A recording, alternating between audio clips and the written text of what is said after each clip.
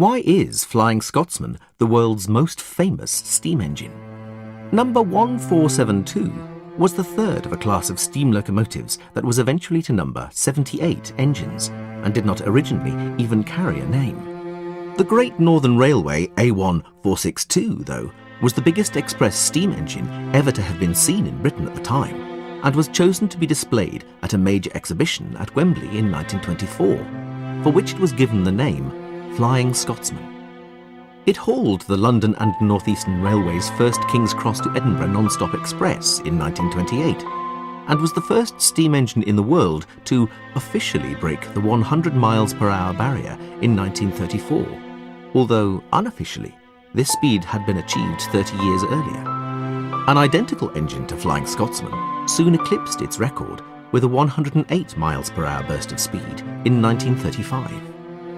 Flying Scotsman was perhaps becoming the best known of its class, but none of its record feats actually stood for long. In 1935, Gresley's original Pacifics were superseded by the A4s, streamlined engines with more speed and power, and these raised the speed record first to 112 miles per hour and later to 126 miles per hour. From then on, Flying Scotsman was just one of many engines that played a vital part in hauling East Coast mainline expresses between King's Cross, the North and Scotland for another 30 years, but it had no more claim to fame than any of the others.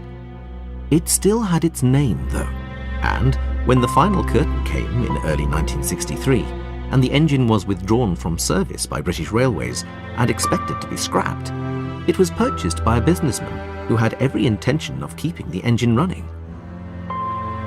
Flying Scotsman was certainly well known from the early years of its mainline career, but it was 1963 when it really started to hit the headlines, after it had retired.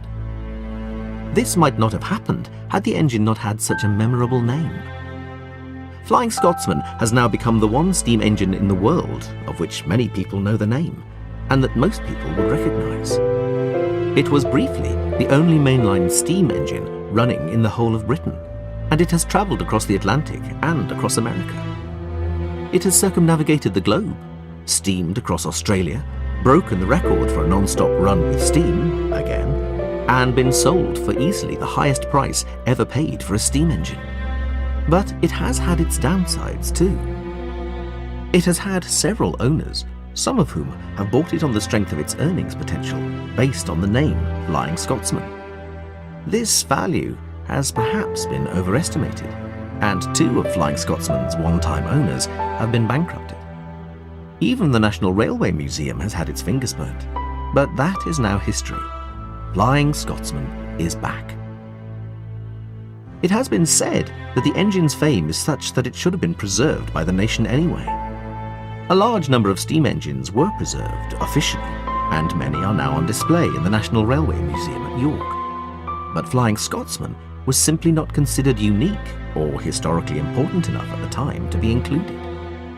In 2004, though, its ongoing 40 years of fame, if not fortune, finally earned it a place in the National Railway Museum collection, and, after an unprecedented fundraising campaign and a National Heritage Memorial Fund grant, the museum was able to clear the enormous debts of the engine's then owning company and acquire Flying Scotsman for the nation, and for a British public that clearly holds the engine in high esteem.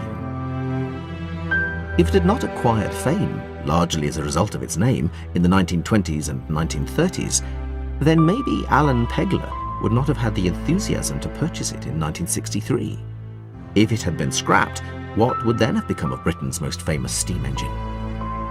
The question is whether Flying Scotsman can run forever. The answer is probably yes, at a price.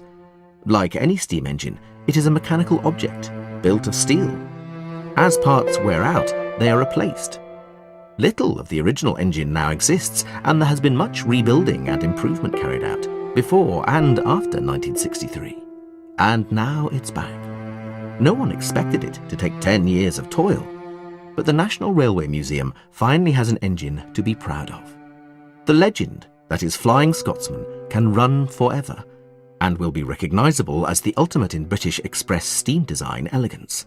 It may not be all the original steel, But the legend goes far beyond the engine's physical characteristics.